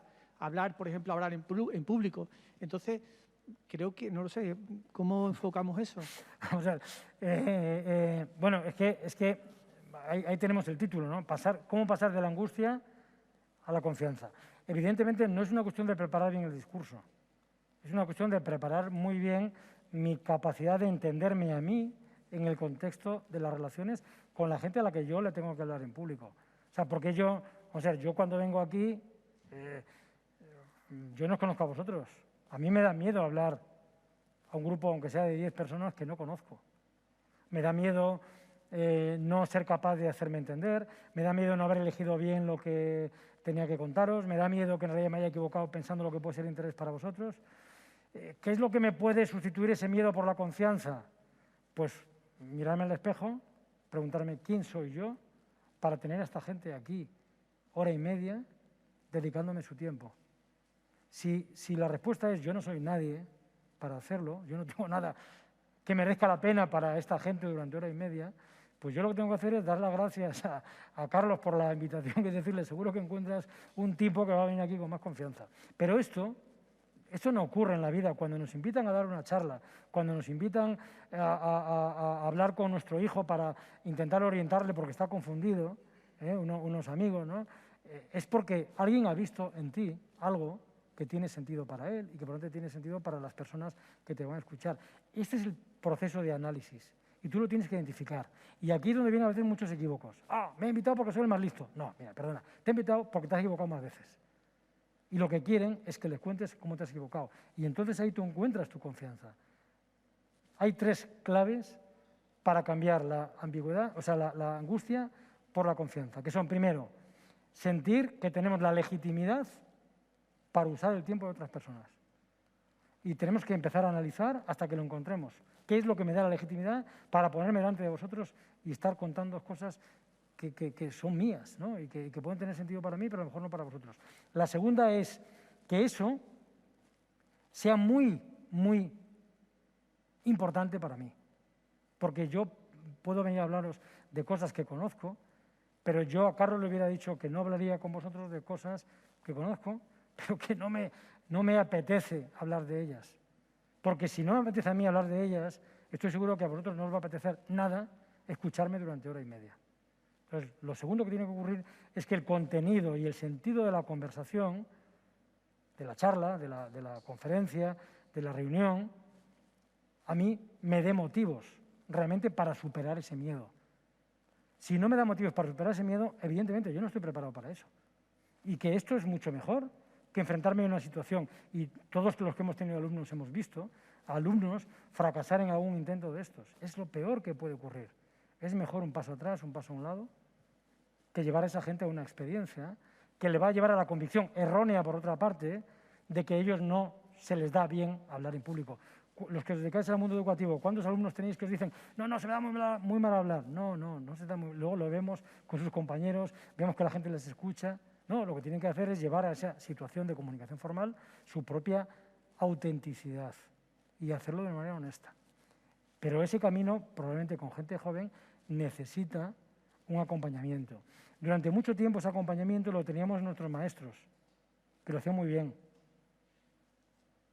Pero es que estamos hablando de un déficit que vemos en alumnos que tienen 20 años ahora mismo en la universidad, pero es que vienen de maestros que tienen pocos años más que ellos y que tienen los mismos problemas, que los tenían hace 4 años en la propia universidad. Es que este es un problema que se retroalimenta y que no tiene que ver solo con el cambio tecnológico. Tiene que ver con que hemos considerado que estas cuestiones eran menores.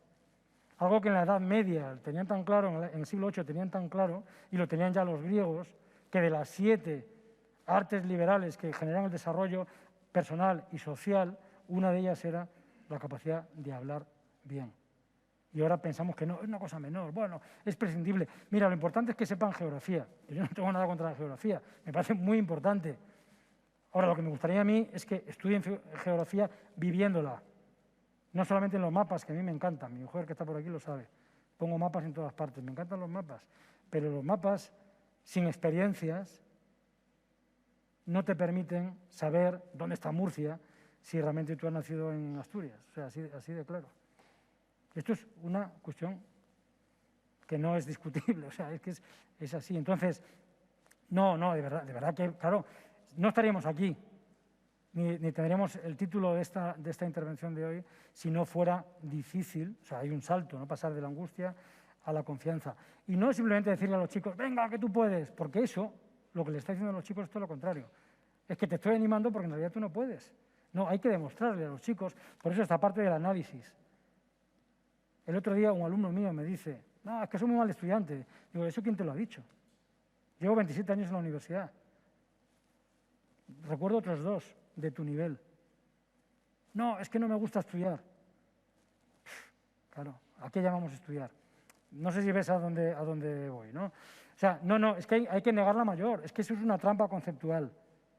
Hay gente que se da bien, Gonzalo lo ha dicho al principio. No, es que esto se nos da bien a todos. Evidentemente hay gente que le gusta más y gente que le gusta menos. Y cada uno tenemos que llevarlo donde más cómodo nos sentimos. Y hombre, y cuando ya me siento cómodo aquí, luego voy un poquito más. Y luego voy un poquito más. Y de pronto digo, ¿quién era aquel tipo que le daba miedo hablar en público? Se irá dando miedo. Yo llevo hablando en público 30 años. Y hasta que no termino una conferencia como esta tarde, yo no voy a disfrutar de la tarde en Mérida. Porque estoy pensando y estoy cambiando lo que iba a decir. Estoy intentando encontrar un elemento más. Pero eso tiene que ver con ese cerebro emocional que nos hace sentir miedo cuando tenemos algo importante. O bien porque peligra nuestra vida, o bien porque tenemos una oportunidad para conseguir algo muy grande. Entonces, ese miedo es una buena noticia. Lo malo es la gente que no lo siente y se pone delante y no sabe lo que ha pasado. Esa gente sí que tiene otro tipo de problema que ya no es cuestión ni de capacidades ni de método. Pero esa gente que dice tengo miedo, es simplemente que son responsables, quieren hacerlo bien y no tienen las herramientas y no han tenido la experiencia. Entonces ahí se puede hacer mucho, sin duda se puede hacer mucho. Y la sociedad de aprendizaje lo está haciendo. Y eso no solamente para aprobar un examen o para hacer un examen oral en la universidad. O sea, cualquiera que haya hecho un examen en la universidad estará de acuerdo conmigo que si se sabe la materia, si la ha preparado, tiene más oportunidades de tener una buena nota en un examen oral, salvo que el profesor vaya, digamos, a derribo, que algunos hemos visto, ¿no? Pero cuando el profesor quiere realmente hacer una prueba oral para saber la madurez del alumno, un examen oral te da muchas más pistas para poder responder que un papel que te da una sola oportunidad. Solamente con la cara del profe, si mira para arriba y para abajo, te está dando pistas. Es que comunicar bien no es difundir información, es analizar, interpretar, entender, generar un vínculo y usar ese vínculo en beneficio de uno y de los demás. ¿Vale? Entonces, a esos alumnos, con ellos, con mucha calma, con mucho respeto y profundizando en las causas de ese miedo, que seguramente que son cosas muy buenas, y acompañándolo. Y al lado de eso habrá cosas malas, ¿no? Pero bueno, todas las tenemos, ¿no? ¿Vale? Perfecto, muchas gracias. Pero no, por favor, no clasifiquemos a los alumnos entre los que hablan bien y los que hablan mal. O a las personas, ¡oh, qué bien habla! Bueno, pues todos hablamos bien. Todos hablamos bien. Gracias. Gracias. Buenas tardes. Mi nombre es Almudena Piñeiro, soy administrativo y también soy madre. Entonces, me ha gustado mucho la referencia que has hecho durante la primera parte de tu intervención, en la que haces hincapié en que esto no es solamente importante en la parte formativa de los niños, porque al final somos muchas las personas que incidimos directamente en su educación, en su formación y en su aprendizaje. Entonces, a mí como madre me interesa muchísimo este tema para trabajarlo directamente desde casa. Me gustaría saber qué herramientas tiene esta guía para poder pues, enseñar y practicar en casa con mi hijo la retórica, y si las herramientas que yo necesito como madre son iguales o diferentes a las que necesitan aprender también desde la parte formativa. Gracias. Bueno, todas las preguntas, la verdad que me dan una oportunidad de completar mi intervención inicial, por eso os lo agradezco tanto. Y esta no es una excepción. Vamos a ver, las herramientas como madre o como director de un equipo o como empresario que tiene a su cargo a 10 personas o 4 o a 5, ¿no? En realidad son las mismas, porque los principios que rigen la capacidad de ejercer influencia en los demás y fomentar el aprendizaje son los mismos. Y esto es algo que cualquiera de nosotros podemos comprobar, pero que además hay investigaciones, en algunas de ellas yo he podido participar en los últimos 10 años, sobre los factores del liderazgo que fomenta el aprendizaje en el ámbito empresarial. El término técnico es liderazgo transformador. El liderazgo transformador tiene que ver con la influencia que ejercemos en otros, no para que sean como yo, ese es el liderazgo carismático, ni siquiera es el visionario, que es yo creo una visión en la que los demás se conectan. No, el liderazgo transformador es aquel en el que el papel del líder, del jefe, del padre o madre, es ayudar a cada persona a que consiga ser su mejor versión. Y eso tiene 4 claves, y están estudiadas a nivel internacional en el ámbito laboral. Son, primero, integridad. Integridad quiere decir que mi influencia depende no solo de lo que digo, sino depende de la coherencia entre lo que digo y lo que hago. Y no solamente de la coherencia, sino de la consistencia, que quiere decir que mantengo la coherencia entre lo que digo y lo que hago durante el tiempo. Coherencia, consistencia. Eso me da un factor que es testimonio. Entonces, un padre, una madre, la mayor influencia que puede tener en sus hijos para esto, cómo hablar mejor, cómo ejercer un apoyo para el aprendizaje. Primero, ser testimonio, ser ejemplo. Lo cual quiere decir que nos lo tenemos que aplicar primero nosotros, ¿vale? 2, capacidad de escucha. Desde los años 60 estamos equivocados. A nivel empresarial, institucional, político, la comunicación eficaz no es la que nos permite difundir mucha información, es la que nos permite aprovechar toda la capacidad de escucha. Capacidad de escucha. Si cambias esto en el ámbito familiar, si incrementas la capacidad de escucha con respecto a tus hijos, su conducta se va a transformar. Y su capacidad de comunicación y su confianza a la hora de comunicarse contigo se va a multiplicar. Integridad o testimonio, escucha. La tercera, y esto es muy importante, y aquí ya vienen técnicas, ¿no?, que tiene que ver con crear un relato significativo. A un hijo, por muy joven que sea, ya le han pasado muchas cosas. Y le llega cantidad de información de todas partes. Y el problema es que les cuesta, porque para esto no hay instrumentos.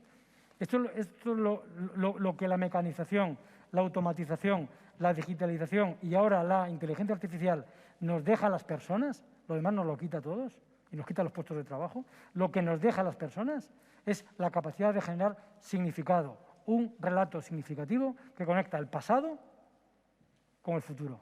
Porque el presente ya sabéis que no existe.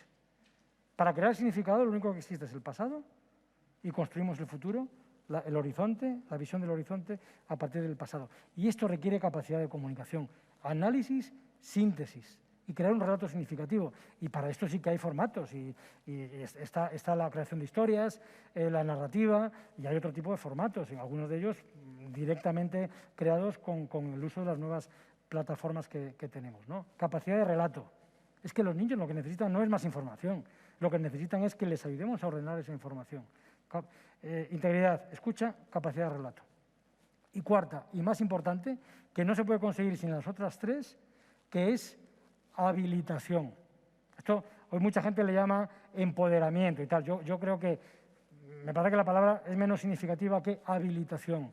Yo le permito, le doy a mis hijos, a mis colaboradores en una empresa, la capacidad, la legitimidad de tomar decisiones, de actuar, de generar su propia interpretación de los hechos. Y esto es compatible con el relato. El relato tiene que ser un relato abierto, donde cada uno pueda vivirlo de una manera distinta. No es la historia de las doctrinas, no es cómo usamos la mal llamada historia para generar una interpretación de la realidad que no existió. No, es un relato que le ayuda a cada uno de los miembros del grupo a entender a su manera qué es lo que está pasando, porque la gente busca sentido a su vida desde dentro, no desde fuera. Tenemos que ayudarles a que lleven esa información dentro. Y finalmente lo que hacemos es darles la oportunidad de que tomen decisiones, de que actúen, de que sean ellos mismos. Yo estoy convencido de que muchos de los miedos de nuestros jóvenes a hablar en público vienen de que están súper protegidos en muchos procesos básicos de su vida. Porque todos queremos que nuestros hijos no cometan los errores que hemos cometido. Y para esto no tengo buenas noticias. Hay que pasar por ahí. Y es parte de la responsabilidad y es parte del testimonio. Porque si no, no estaremos siendo ni coherentes ni consistentes. Y en el trabajo pasa igual, ¿eh? Pero en casa, cuidado, que todas estas cosas vienen de casa, ¿eh? La socialización, incluso hoy en día, con todo lo que hay, la más importante viene de casa. Ahí tenemos una responsabilidad. Por eso, tu pregunta era, ¿cómo podemos usar la guía? La guía tiene una parte más teórica, incluso de contexto, de dónde viene la retórica, de cómo funciona, de qué pensadores dijeron qué cosa. Dos de ideas guía, que ya te dicen a ti por dónde puedes entender cuál es el reto de tus hijos, y a partir de ahí viene la parte C, que es directamente reflexión, autoanálisis, identifico los errores frecuentes, que no son los mismos de todas las personas, y a partir de ahí practico, y es una guía también para practicar. Y por supuesto, ojalá la uséis en casa, porque, bueno, de ahí viene todo lo demás. De ahí viene todo lo demás. Muchísimas gracias. Gracias a ti. Gracias. Hola, Ángel. Hola a todos. Mi nombre es Julio. En este caso quería dejar mi faceta como profesor, como docente, para hacer una pregunta que creo que ya un poco la has resuelto con la respuesta a la anterior compañera, pero aprovecho para transmitiros esta reflexión, a ver qué opinabas, teniendo en cuenta mi faceta como empresario de hostelería en este caso, y más aprovechando el momento en el que nos encontramos. Me parecía interesante la importancia que tiene o que recae hoy en día en la transmisión de información, en definitiva de comunicación, debido a precisamente esta angustia o esta sensación generalizada de desconfianza, y por lo tanto las múltiples interacciones que se producen con nuestros clientes. En este caso me parecía una ocasión perfecta para fomentar ese trabajo de la retórica desde cada uno de nuestros empleados y, por lo tanto, desde cada uno de los empresarios, para insistir en esa formación o esa riqueza o ese aprendizaje. Y, bueno, esa era un poco la reflexión que quería transmitir. Mira, fíjate, ahí estamos en el mismo contexto, en el ámbito educativo, que en el ámbito realmente de un sector productivo, como es la hostelería, ¿no? Yo estoy convencido que tú, desde la óptica de un empresario de la hostelería, dices, hombre, ¿cómo podemos ejercer influencia, ¿no?, para que las medidas que se tomen sean las mejores para garantizar la seguridad, pero también que sean compatibles con que podamos ejercer una actividad económica, ¿no? Ese es el contexto en el que viven muchos empresarios de la hostelería que yo conozco, que son amigos, ¿no? Pues mira, yo te diría que el reto es el mismo, ¿no? Aquí todos hacemos las mismas cosas cuando queremos llamar la atención. Y nos damos cuenta de que esas formas de llamar la atención tienen un efecto, ¿cómo podemos decir?, inexistente, ¿no? ¿Por qué seguimos haciendo las mismas cosas? ¿Qué es lo que quiere el sector de la hostelería? Yo lo estoy viendo en Salamanca. Quieren que la administración entienda que ellos no son la culpa de la transmisión y que se puede garantizar la seguridad y la salud a la vez que se puede mantener una actividad. Pues, ¿qué le vamos a hacer? Cuando las administraciones toman decisiones, a por los primeros que van es a por el sector de la hostelería. Ahí lo que ocurre es que hay un mensaje o un intento de ejercer influencia que no es eficaz. Entonces yo te diría, a la casilla de salida, pensemos cuál es la situación, cuál es el contexto, cómo nosotros, desde el poder que tenemos y desde la pequeñez que tenemos en otros sentidos, podemos ejercer una influencia de manera honesta, poniéndonos ante el espejo. Y seguro que vais a encontrar una forma en la que podéis ejercer influencia. A lo mejor no la influencia que queréis, porque a lo mejor os dais cuenta de que esa influencia, que uno la siente como pensamiento de grupo. Mirad, una de las peores cosas que hay desde el punto de vista de la dinámica de la comunicación en las organizaciones es lo que se llama técnicamente el pensamiento grupal. Cuando una persona piensa algo, se lo puede cuestionar. Cuando 3 personas piensan lo mismo, se lo pueden cuestionar. Cuando hay 30 personas que piensan lo mismo, ya no se lo cuestionan. Y se generan unas dinámicas que son lo contrario de procesos de influencia. Entonces, claro, esas dinámicas, claro, en el grupo todo el mundo se siente, y hay estudios, y gran parte de lo que está en el manual tiene que ver con algunos estudios de cómo se comportan lo que técnicamente se llaman auditorios, ¿no? La gente no nos comportamos igual, solos, que en pequeños grupos, que en lo que se llama un auditorio. Un auditorio es un grupo en el que el individuo pasa a ser anónimo y todas las conductas ya no son responsabilidad del individuo, que si no son del grupo. Y eso da una capacidad enorme para esconderse, pero es lo contrario de lo que estamos hablando. Genera muy poco aprendizaje. Entonces, yo creo que ese sector, esto lo he hablado con empresarios de la hostelería, se lo tiene que revisar, pero se lo tiene que revisar no cuando ya está encerrado. Para los próximos 10 años, la hostelería en España tiene que hacer un análisis de cambio estratégico. Porque hay ministros en este momento que han dicho que esto del turismo era un sector que no había que considerar. Y yo no digo ni que sea cierto ni que no lo sea. Lo que digo es que si lo piensa alguien que puede tomar decisiones en el ministerio, los que tienen un problema son los hosteleros. Y eso es un tema de comunicación. Es decir, cómo como sector superamos el pensamiento grupal, somos conscientes de lo que piensan de nosotros y si creemos que no es justo y que la realidad es otra, hacemos un plan de comunicación que tiene que ver de nuevo con integridad, coherencia, consistencia, transparencia, que tiene que ver con capacidad de escucha. Comunicar, de nuevo, viene a ser escuchar y a partir de ahí, hombre, sí que vamos a intentar ejercer esa influencia, pero a través también de esos procesos de crear un relato que sea significativo. Yo estoy esperando a ver cuándo el sector de la hostelería se ha ocupado realmente de dignificar la reputación de su propio sector.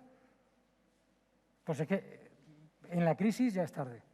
Y de hecho en el manual se explica una metodología que inventaron los americanos que se llama, la traducción sería gestión de temas candentes, que dice, cuando estoy en una situación de crisis, el único que puede hablar en mi nombre ejerciendo influencia es alguien que no soy yo.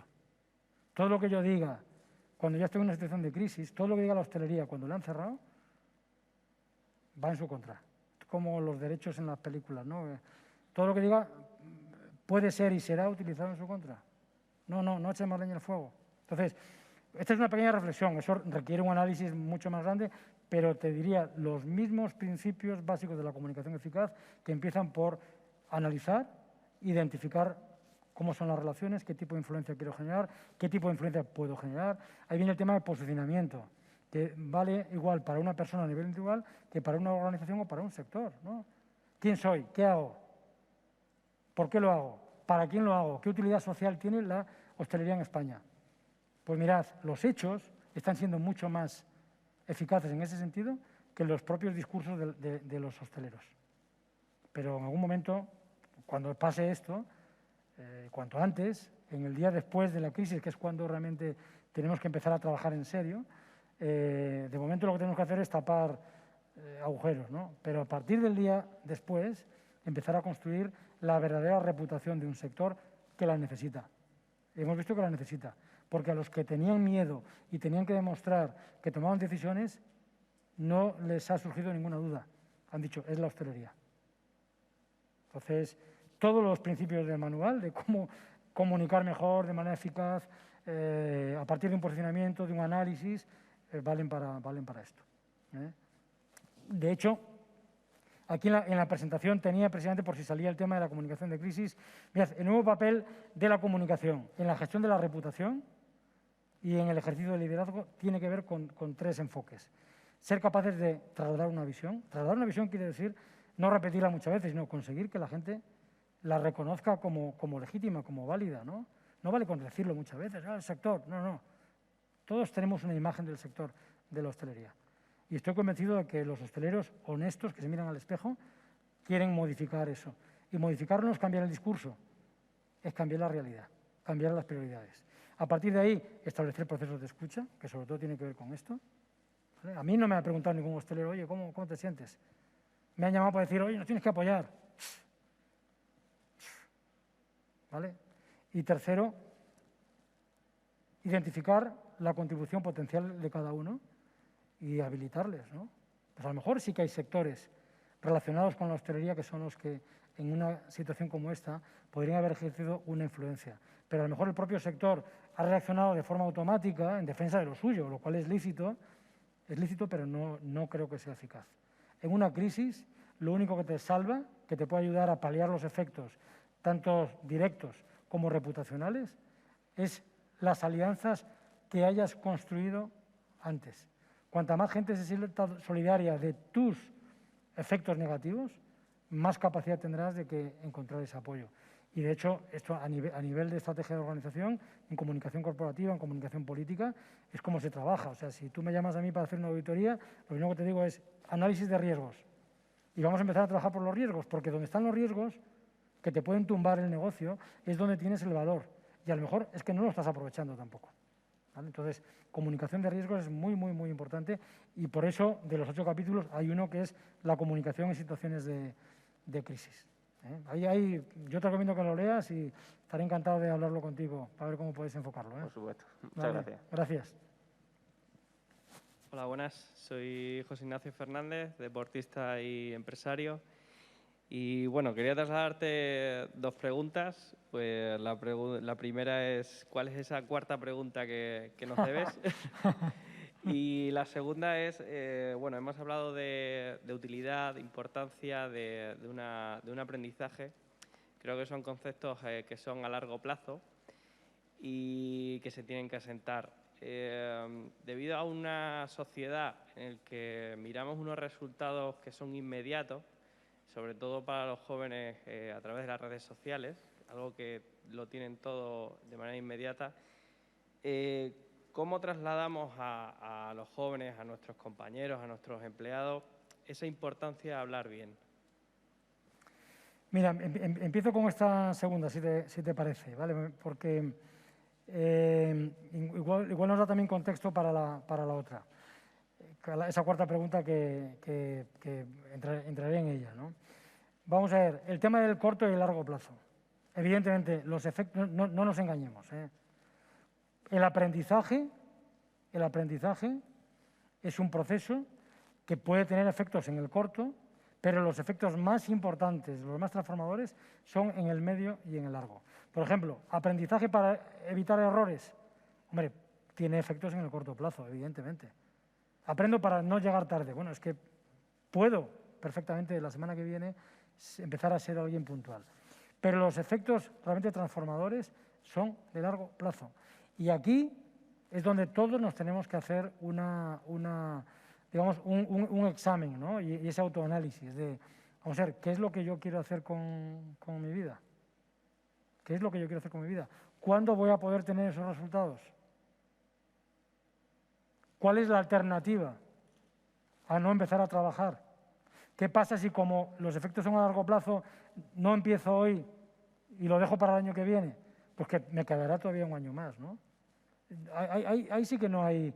Mirad, lo único que hay es analizar de nuevo el contexto. Yo vuelvo al primer paso, que es capacidad de análisis, identificar mi posición con respecto a las personas con las que quiero construir mi vida, con respecto a los resultados que quiero tener para mí y para los demás, y a partir de ahí encontraré que hay procesos que pueden tener influencia a corto, otros a medio y otros a largo. Y lo que tengo que hacer es hacerme mi plan y no esperar los resultados a largo en el corto, porque para hacer eso me tendré que engañar o tendré que hacer trampas. Y la diferencia fundamental de la sociedad actual a la de hace 10 años es que cada vez es más difícil hacer trampas. Cada vez hay más gente que ha pillado esto, incluso los que le gustaban hacer trampas. Mirad, a mí me llama mucho la atención y para mí es un indicador negativo de la capacidad de aprendizaje del sistema educativo formal, que gran parte de los esfuerzos ahora mismo, y hablo de mis colegas y de las autoridades de las universidades, el reto en este momento con la formación que sabéis que estamos haciendo semipresencial o híbrida, algunos alumnos en el aula, otros fuera, el reto ahora mismo para el mes de enero y febrero, que vienen los exámenes, sabéis cuál es, ¿no? El reto es cómo conseguimos hacer exámenes y que los alumnos no copien. Yo digo una cosa, a mí no me copian. A mí no me copian, porque la forma en la que yo les evalúo es distinta para cada uno de ellos. Y ellos me tienen que hacer al principio de la asignatura un informe sobre una plantilla que yo les presento de cuáles son los objetivos. Y con cada uno de ellos yo tengo una forma distinta, aunque en realidad los criterios y los principios que aplico son los mismos para todos. No pueden copiar. Si cada uno tiene que hacer su informe de lo que ha hecho, de cómo lo ha entendido, saben que yo le puedo preguntar a partir de lo que me dicen, no pueden copiar. Desde que tenemos todo el conocimiento aquí, está claro que tenemos que cambiar a qué dedicamos el tiempo cuando estamos en el aula. Y en lugar de hacerlo, dedicamos el tiempo a preocuparnos de que no copien. No, lo que tenéis que cambiar es la forma en que definimos los objetivos de aprendizaje y evaluamos que se consiguen. Porque el conocimiento está. Yo lo tengo todo ahí en mi móvil. Todo lo que mis alumnos tienen que saber, lo tienen ahí. Pero a mí no me vale con que tengan ese conocimiento en el bolsillo, lo puedan repetir. Yo necesito que sean capaces de aplicarlo. El verdadero cambio, transformación del sistema educativo formal se logrará cuando se consiga poner el proceso de aprendizaje en lo que es la vida de la gente, que hace 10 años no era posible, pero hoy sí es posible. Y seguimos estudiando, más o menos, y hay excepciones, pero en general seguimos estudiando. Y los profes creemos que nuestro rol sigue siendo el mismo que yo me encontré en el año 94 cuando por primera vez vine a Salamanca a dar clase. Y la información que yo tenía del sector de la comunicación corporativa, empresarial e institucional, si mis alumnos la querían, se la tenía que dar yo. Pero hoy no, ellos la pueden encontrar. Como muchos les puedo decir, busca aquí, o mira, aquí la tienes. Y ahora sobre esto vamos a trabajar. Yo prefiero dedicar el tiempo a esto que a crear un sistema para que no me copien, sabiendo que además me van a copiar. Porque es lo que ha cambiado. Lo que ha cambiado es la capacidad de acceso a la información. Si examinamos a los alumnos por conocimientos adquiridos, nos pueden hacer trampas, porque hay sistemas, a lo mejor mucho mejores los que tienen ellos que los míos, para poder llegar a ese conocimiento. Pero si tenemos tiempo, 4 años con ellos, tenemos que usarlo para otras cosas. Este es para mí el sentido del cambio en el sistema educativo, que afortunadamente parte no de un problema, es que nos copian, no, parte de una gran oportunidad, que es que tenemos sistemas de acceso a la información que nos ayudan a hacer lo que no es importante y nos permiten a los profes concentrarnos en lo que es insustituible de un profe, que es un tipo que genera ejemplo, que es un tipo que escucha, que es un tipo que es capaz de dar sentido a través del relato y que es un tipo que es capaz de habilitar a cada alumno para que haga su mejor contribución. Es decir, es un líder y ese liderazgo requiere capacidad de comunicación. No tanto de influir como de escuchar, acompañar en ese proceso de aprendizaje. ¿Vale? La cuarta pregunta, que no me quiero ir sin vamos, la primera pregunta era ¿por qué estamos aquí? La segunda pregunta era ¿para qué estamos aquí? La tercera pregunta es ¿cómo podemos conseguir ese objetivo para el que estamos aquí? Y la cuarta pregunta es ¿realmente estamos aquí? Os habéis dado cuenta que estamos aquí pero de otra manera, ¿no? Y esto, que puede parecer una perogrullada, no lo es. Y hemos creado un concepto, a mi modo de ver, por lo menos para las cosas a las que me dedico y en las que pienso, esto de distinguir entre lo real y lo virtual es una trampa conceptual. Es una trampa conceptual. La capacidad de interacción que tiene este tercer Congreso del Aprendizaje con este sistema, con este formato nuevo, la capacidad de interacción potencialmente es mucho mayor que la que tiene un congreso donde 1.500 personas nos amontonamos a la entrada en momentos determinados, cuellos de botella, donde no todo el mundo puede acercarse a Romay. Estoy recordando imágenes del año pasado, ¿no? Esto permite ordenar mucho más las interacciones y hacerlas, si lo montamos bien, evidentemente genera una mayor cantidad de trabajo previa, pero luego precisamente lo que hace es habilitar y nos genera una serie de recursos que pueden ser consumidos, que pueden ser utilizados de una manera mucho más intensiva y de una manera diferencial por cada persona. Entonces, esa cuarta pregunta tiene que ver con que asumamos de una vez que no tenemos que elegir ni siquiera denominar a esto virtual o presencial, sino simplemente que nos relacionemos de la forma más eficiente en cada momento. Y eso dependerá de cuál es el objetivo, de cuál es el resultado que esperamos. Entonces, estamos aquí, yo estoy aquí para aprender. Yo estoy aquí para aprender. Este manual que hemos elaborado, que se ha trabajado en equipo, no tiene ninguna utilidad si no se trabaja en equipo con las personas a las que puede ayudar. A mí preparar una hora y media de conversación, ¿no? y que pueda servir de interacción con otras personas a nivel virtual, a mí me lleva muchas horas. Pero son una inversión muy pequeña con un retorno incalculable por la cantidad de interacciones que se pueden generar a partir de ahora cuando la gente lo tiene, cuando lo puede consumir de otra manera, cuando no necesito tener que desplazarme 2 días a Mérida, sino que yo puedo estar directamente todo el tiempo de mi vida en contacto. Entonces, estamos aquí para aprender y las oportunidades de aprendizaje son mucho mayores. Lo que tenemos que tener claro es para qué queremos el aprendizaje. Estamos aquí todos para aprender. Estoy seguro que todos aquí y todos los que nos están viendo están con nosotros para aprender. Para aprender. Y estamos aquí porque creemos que el aprendizaje realmente es el motor de transformación de la sociedad. No la información, no, el aprendizaje. Evitar errores, hacer lo que tenemos que hacer y ser capaces de entender cómo aprendemos. Y el cómo lo hacemos, pues muchas herramientas, esas capacidades que hemos visto, un método para relacionarnos mejor y hablar de forma más eficiente y sobre todo, y quiero insistir en esto, capacidad para entender el contexto, incluso con respecto a esta cuarta pregunta, entender que no hay diferencia entre real y virtual, porque todo es real y a la vez todo es virtual porque lo estamos creando y lo estamos creando aquí, en ese vínculo, en esa conexión. Si hay vínculo, no hay barreras, ni de tiempo ni de espacio. Y si no hay vínculo, pues da igual que nos podamos juntar 2.000 personas. ¿Vale? Pues esa cuarta pregunta la quería dejar ahí, ¿no? Para que nos sirva de reflexión y que nos sirva para ver que cada uno en nuestro propio contexto no encontramos más obstáculos en las nuevas tecnologías, sino que encontramos oportunidades. Mirad, yo estoy trabajando ahora en varios proyectos de investigación que tienen que ver con la transformación de empresas. Y cuando hablamos de transformación, la gente cree que es la transformación digital y que eso significa cambiar la manera en que se usan las tecnologías. No.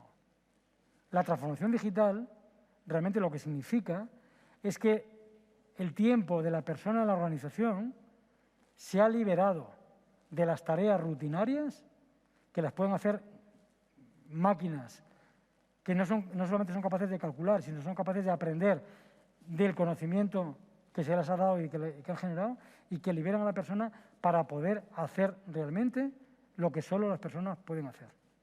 Entonces, evidentemente, hay un desajuste entre el mercado laboral, pero hay una gran oportunidad de que el sistema educativo, empezando por él, pero también las empresas son inevitablemente hoy en día uno de los ámbitos donde más oportunidades de aprendizaje hay. Y un empresario que no sea consciente de que lo es, incluso de la hostelería. Yo tengo amigos en Salamanca que tienen hostelería y que la mayor parte de sus empleados son estudiantes universitarios. Y no aprovechan esa oportunidad para nada. Y que les obligan a sus alumnos, a sus empleados a tiempo parcial, a distinguir entre aprendo en la universidad o trabajo en el bar. Cuando en realidad, y hemos hecho alguna iniciativa incluso de investigación sobre cómo estudiantes universitarios pueden aprender una experiencia de gestionar un centro de hostelería, un restaurante y un bar, tienen más oportunidades de aprender cosas vitales para ellos en su futuro entorno laboral que dentro de las aulas. Y aparte que no tenemos por qué elegir, lo que tenemos que hacer es combinar y conectar las dos cosas. Entonces, grandes oportunidades para el aprendizaje, ¿eh? Esta crisis que pone de manifiesto la fragilidad de la sociedad puede ser algo que nos bloquee o puede ser realmente un motor de cambio. ¿De qué depende? No solo de nuestra voluntad, evidentemente todo el mundo quiere que sea un motor de cambio, depende también de nuestra capacidad de aprendizaje. Y esa capacidad de aprendizaje tiene que ver con la comunicación más como un proceso de escucha, de análisis, de creación de sentido, de generación de vínculos, que como un proceso para intentar influir en nosotros en contra de su voluntad, que es, como hemos entendido, a menudo la persuasión. Por tanto, un reto para la comunicación como motor de aprendizaje y, por tanto, tenemos que insistir en la formación en habilidades de comunicación, en metodologías, en capacidad de análisis y síntesis, si queremos apostar, si queremos impulsar esta sociedad del aprendizaje. ¿Hay alguna pregunta más por ahí? Buenas tardes. Me llamo Luis Pardo, soy docente de secundaria. Tengo una pequeña duda. Hemos hablado de que antes de enfrentarnos a una situación desagradable entre una audiencia, es preferible dar un paso atrás y volver a ese autoanálisis y reflexión. Y mi pregunta es la siguiente. ¿Esa sensación desagradable puede tener un valor de aprendizaje o no compensa el riesgo de pasar por ella respecto a ese valor que pueda aportar? Bueno, es una pregunta delicada y para ser coherente con todo lo que he dicho también tiene que ser analizada en su contexto, ¿no? Pero, mira, cualquier situación, cualquier reto con acompañamiento, sin duda yo te diría hacia adelante, con acompañamiento profesional, con alguien que sepa entender esa situación. Demasiado a menudo nos encontramos con el voluntarismo, ¿no? De, venga, que tú puedes. No, ese no es acompañamiento, eso es mayor presión. Acompañamiento significa ser capaz de entender en su contexto cuál es la dificultad y ser capaz de, a partir de ahí, dar una solución, acompañar a esa persona en la búsqueda de una solución, porque la solución no se la vas a dar tú. Entonces, en ese sentido, yo diría que, bueno, y para eso hay iniciativas como la de Dialecta, ¿no? O sea, donde realmente hay gente que conoce el proceso, que sabe cuáles son los puntos críticos, que sabe cuáles pueden ser las consecuencias de ese bloqueo y que perfectamente pueden hacer un proceso de acompañamiento, empezando de nuevo para ser coherentes con la escucha y después con la habilitación. Habilitación no significa hacerlo por ellos, pues si no caemos de nuevo en lo de los padres protectores, ¿no? Habilitar, ayudar, no es hacerlo por ellos, es ayudarles a que encuentren sus recursos. Cualquier persona puede encontrar sus recursos. Digo, cualquier persona, dentro de sus capacidades sensoriales, cognitivas, de movilidad, cualquier persona en su contexto, desde sus capacidades, puede utilizarlas a favor de una comunicación eficaz o no. Y todos tenemos seguramente ejemplos en nuestro entorno de amigos, familiares que no hablan inglés y que cuando tienen que comunicarse con una persona que solo habla inglés son capaces de hacerlo. Hombre, encuentran otros canales distintos, ¿no? Entonces, analizar su contexto y sobre todo escucha, entendimiento del contexto y habilitación. Pero dejarlo pasar tampoco, ¿eh? Dejarlo pasar tampoco. Muchas gracias. Gracias. Buenas tardes, Ángel. Muchas gracias por su intervención. Tengo dos cuestiones para plantear. En primer lugar, en cuanto a la efectividad de la transmisión del mensaje, ¿en qué tipo de debilidades o errores se cae cuando no están bien desarrolladas alguna de estas dos capacidades, analizar o sintetizar? Y otra cuestión sería, en segundo lugar, ¿es preferible comunicar bien antes que hablar bien para vivir mejor, en tanto que comunicar implica muchos más códigos? Sí, mira, empezando por la segunda parte de la pregunta, en realidad cuando yo he hablado aquí de hablar bien, veis que he utilizado un concepto de comunicación que va más allá de difundir la información. O sea, lo importante es comunicar, es conseguir que ese intercambio de información genere una influencia y genere una transformación, que nada vuelva a ser como era antes de ese intercambio de información. Con respecto a la eficacia, bueno, la verdad que hacéis aquí justo las preguntas de los conceptos que yo no he tenido tiempo de usar. Mirad, mi mensaje en una presentación de información en público, yo lo tengo que evaluar en varios niveles. El primero de ellos es si he conseguido atraer y mantener la atención. Y esto lo tengo que estar evaluando continuamente. Y tengo que estar hablando y viendo si la atención se ha logrado y si se mantiene, ¿vale? 2, tengo que ser capaz de mostrar la utilidad de la información que estoy presentando. Si yo lo consigo, si el auditorio entiende que lo que yo puedo compartir es útil para ellos, la atención ya se está manteniendo. A partir de ahí, fundamental, saber que estamos hablando de lo mismo y que nos entendemos. Presentar los conceptos. Autonomía es un concepto que puede significar, y de hecho significa algo distinto para cada uno de los que estamos aquí. Entonces, parte de mi tiempo en el discurso tiene que ser para presentar unos conceptos. A partir de ahí, yo tengo que utilizar la estructura ya de la información para difundirla, para organizarla, de manera que sea bien entendida en su contexto. Y a partir de ahí, yo lo que tengo que hacer incluso es generar que esa información tenga un recuerdo, que esa experiencia tenga un recuerdo más allá.